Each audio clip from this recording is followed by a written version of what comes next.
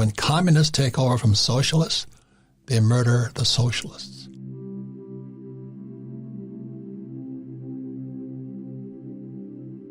Well, was what we saw in 2020 the start of communism. That's right. That's right.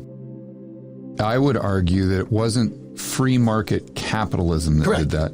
It was the Fed, it was the central planners, ironically, Amen. that brought his predictions to fruition. He thought it would be the capitalists, where it was actually the central planners, if you Correct. really Who get are into Marxists. the nitty-gritty. Who are Marxists, there you go. Yeah. So it all comes full circle. And that's why George goes around with this, and the Fed, and he and Robert Barnes are suing the Fed, and Yeah. Ron Paul says, and the Fed, because if you read, not this book, but some of Marx's later books, and it was actually Stalin and Lenin who said, the Federal Reserve Bank is a Marxist organization.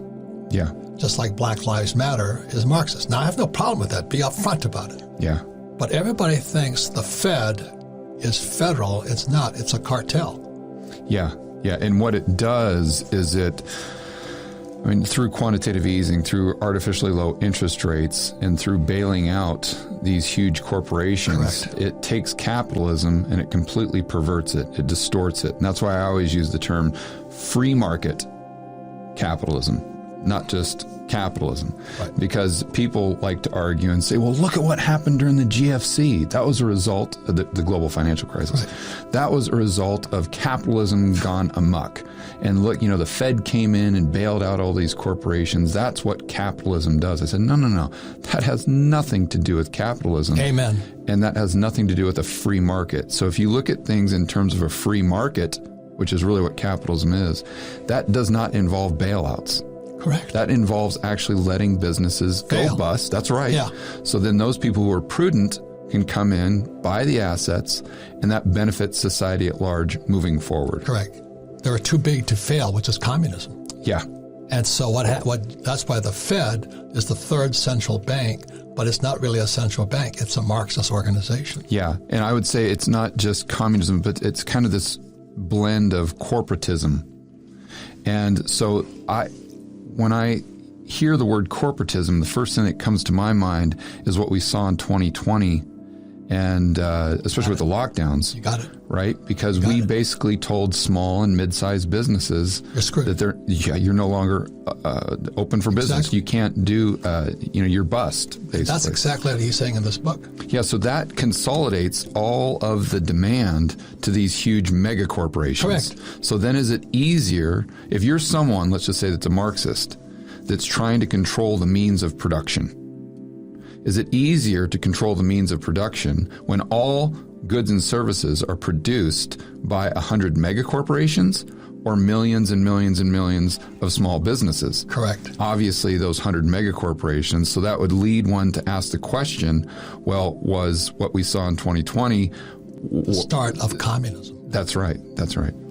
So my English teacher points out there was stage 1 and stage 2. So there was capitalism. Stage 1 was socialism. Mm-hmm. You see, they couldn't accept communism at first. So what Marx says, we have to put in socialism as stage 1. Stage 1. So that was Social Security. Everybody's now on Medicare, welfare, and all that. We're now a welfare nation. Yeah. So stage 1, which is socialism, completed. And my English instructor, this is in 1966, 65, he says sometime in the future, communism is going to step in. And communism is opposite of socialism. And so here I'm hanging in the sky in Vietnam going, holy mackerel, there it is.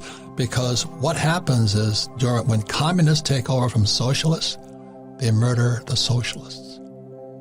If you look at history, every time communists took over, the first people they kill are the intellectuals. Yeah, yeah. And that's about to start.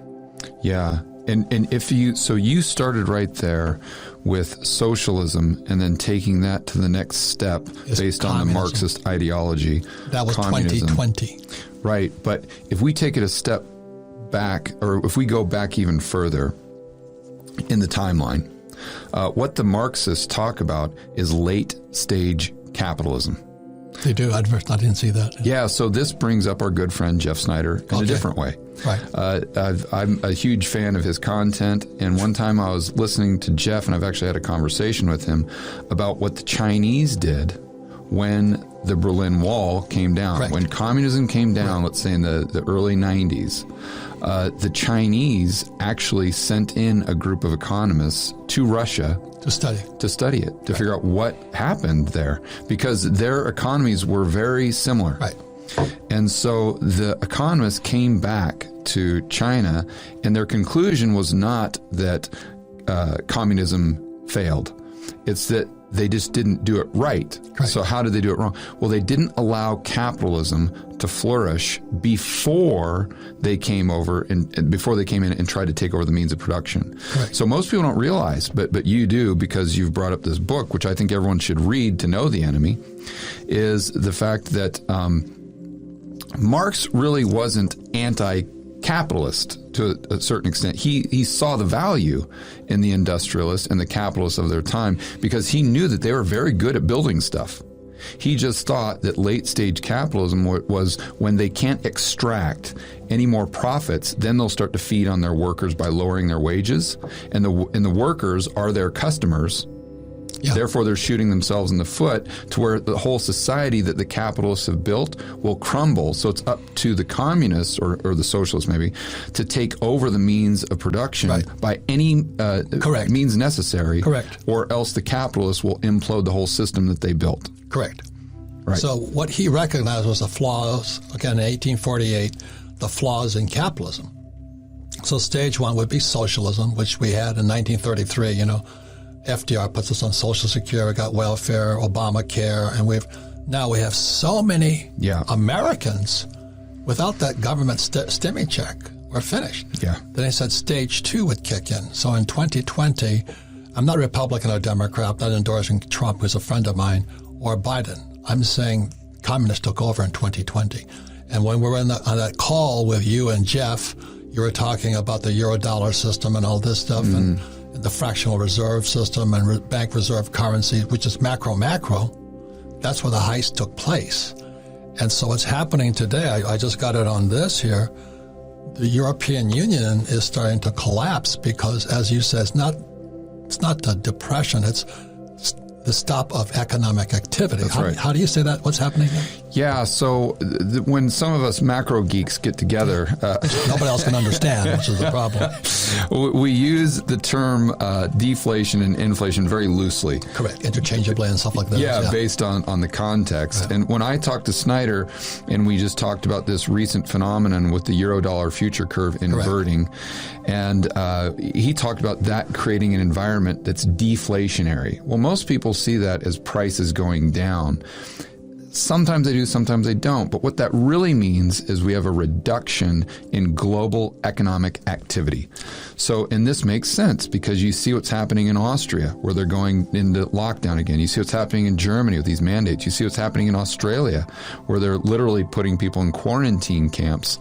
And you say, okay, well, is that going to produce less stuff in the future or more stuff? Obviously less stuff. So this Euro-dollar market is saying, hey guys, wake up. Yeah. These draconian measures are working. Not only are they not they're working if you want to reduce economic activity, but they will most likely see them into the future, and this is going to crush the global economy, and it's going to make the global economy go into a recession, which makes everyone go into the arms of that person, that dictator that's riding in on the white horse, who is a central planner, who is a Marxist that says, I can solve all of your problems.